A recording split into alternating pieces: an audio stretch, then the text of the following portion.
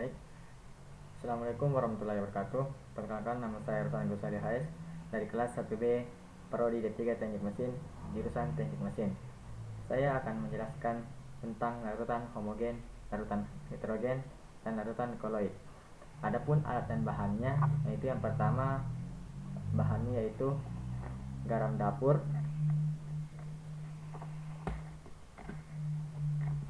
gula pasir, sunlight, susu coklat, minyak goreng, kopi, dan air. Adapun alatnya yaitu berupa sendok dan gelas plastik. Oke teman-teman, terlebih dahulu saya akan menjelaskan tentang larutan homogen, heterogen, dan koloid. Larutan homogen adalah campuran yang serba sama di seluruh bagiannya dan membentuk satu fase. Sedangkan larutan heterogen merupakan campuran dua zat atau lebih yang masih terlihat bidang batasnya.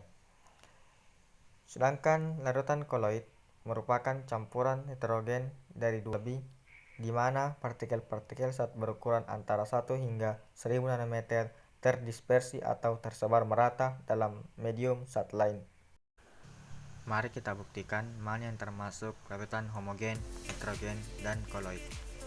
Pertama-tama, air ini akan kita campurkan atau masukkan ke masing-masing zat tunggal di bawah ini.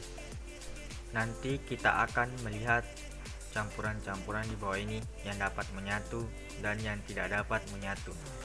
Perlu teman-teman ketahui bahwa campuran yang dapat menyatu merupakan campuran homogen, sedangkan campuran yang tidak dapat menyatu merupakan campuran heterogen.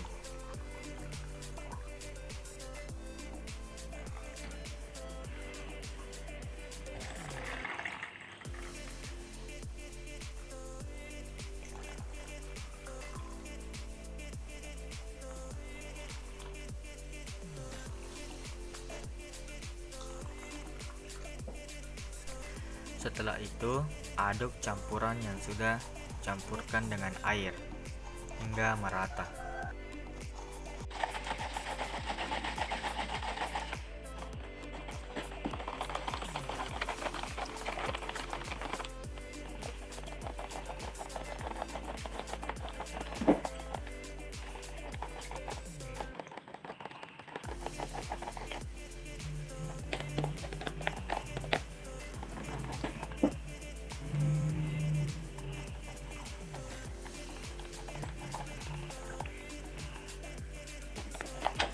Setelah kita aduk secara merata, kita tunggu beberapa menit. Nah, setelah beberapa menit, kita dapat melihat mana yang termasuk homogen, heterogen, dan koloid. Kedua campuran ini merupakan campuran larutan homogen. Mengapa? Karena kedua campuran ini tercampur secara merata. Kemudian bisa kita lihat kepada campuran minyak. Pada campuran minyak ini, minyak dan air tidak tercampur merata, meskipun tidak ada endapan, termasuk campuran heterogen. Kemudian pada campuran kopi bisa kita lihat ini merupakan campuran heterogen karena tidak dapat merata dan ada endapan di bawahnya, berarti termasuk campuran heterogen. Mungkin di kamera tidak jelas, tapi di sini kita dapat melihat ada endapan. Kemudian sunlight. Sunlight merupakan koloid karena dari fase terdispersi, padat, dan medium dispersi berupa cair. Koloid ini termasuk jenis koloid sol cair atau untuk partikel padat yang terdispersi dalam partikel cair. Susu coklat. Susu memiliki campuran partikel laktosa, lemak, dan protein yang terdispersi secara merata dalam air. Ini akan menyebabkan kelakuan sifat materi yang tergolong koloid, tepatnya koloid emulsi. Kesimpulannya yaitu campuran homogen memiliki sifat bahwa setiap bagian dari campuran homogen selalu sama, baik dari segi warna, rasa, hingga perbandingannya. Campuran heterogen merupakan campuran dari dua zat atau lebih memiliki sifat yang mana zat penyusunnya tak sama alias tak seragam, sehingga kedua zat tersebut masih bisa dibedakan partikel-partikelnya. Sistem koloid adalah campuran antara campuran homogen dan campuran heterogen.